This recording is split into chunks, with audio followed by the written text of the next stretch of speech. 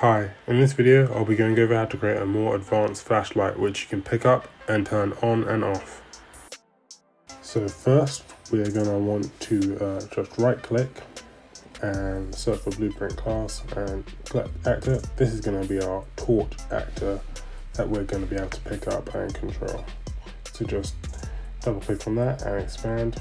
Once we're here, we're going to go add component and click static mesh. This will be our torch mesh that we'll pick up. I'm just going to select this flashlight model which I downloaded. There'll be a link in the description of where to download this, and on its collision presets you want to set it to overlap all dynamic. We will need this later for when our character overlaps with this and picks up this torch. So we're going to go into our first person character and go to the viewport, and we're just going to add component static mesh like we did earlier, and again I'm just going to call this torch so we can know what it's called when we reference it later. And then we're going to select the same static mesh, the flashlight, and just going to rotate and position this correctly so it's not on the right axis. And I'm just going to pull this up, and then we're going to want to attach our torch to our mesh so that when we move around with our camera, our torch will move around with it. And I'm just going to make the hands invisible, and same with the gun so we don't see it. And I'm also just going to, when input actions fire, I'm going to break this so we can't fire the default bullets. I'm just going to compile, and if we go into our window, we have our torch which we can move around with our camera.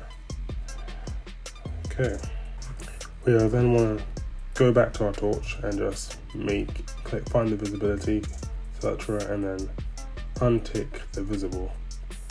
And then we are going to make a custom event. So this is going to be when we pick up our torch, so the torch actor that we created recently.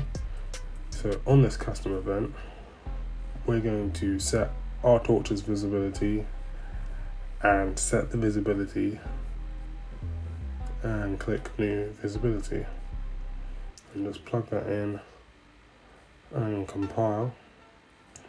Then we're going to close this and find our torch actor that we created and make it so that on component begin overlap, we're going to cast and check that it's the first person character. So custom character, and then as this we're going to set the custom event pick up torch, which will make our torch visibility true. So just gonna drag this torch on, and now if we click play, we have nothing. We run up to the torch, we have our torch. Okay, I forgot to do one thing. So once we pick it up, we want to destroy this actor, as we will have our torch now.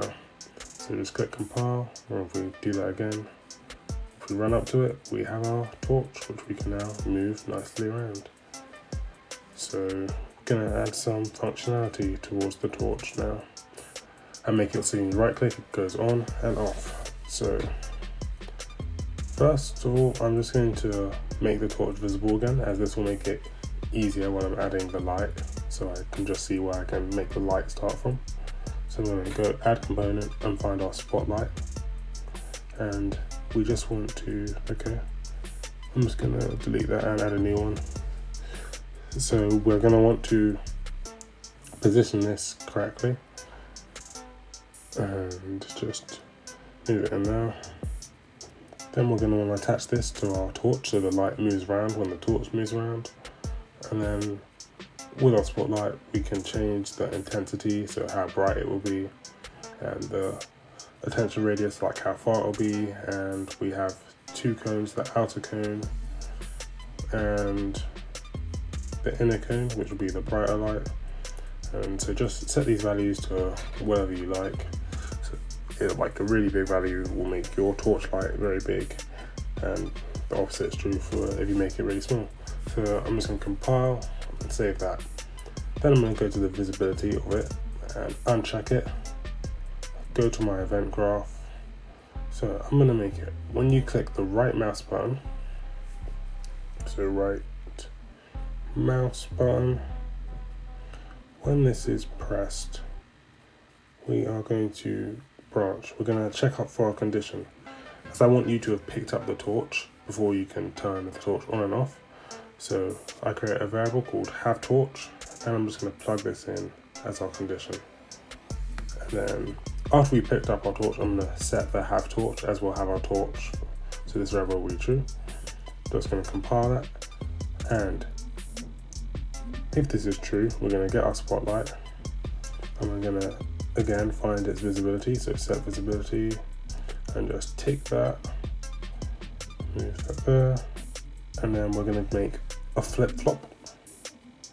So search for the flip-flop, and then the first time you click this button and you have the torch, it's going to set the light to true. It's going to turn on the torch, and then I'm just going to copy, duplicate this, and uncheck new visibility this time. So now when we right click, our torch will go on and off. So I'm just going to change the environment so we can see our torch a bit better. I'm going to delete the sky sphere, blueprint, and atmospheric fog. So I'm just going to delete those, then move the ground floor up. Click play. Whoops, we still have our torch on by default, so I'm just going to go back on and set its visibility to nothing again. So everything's refined now.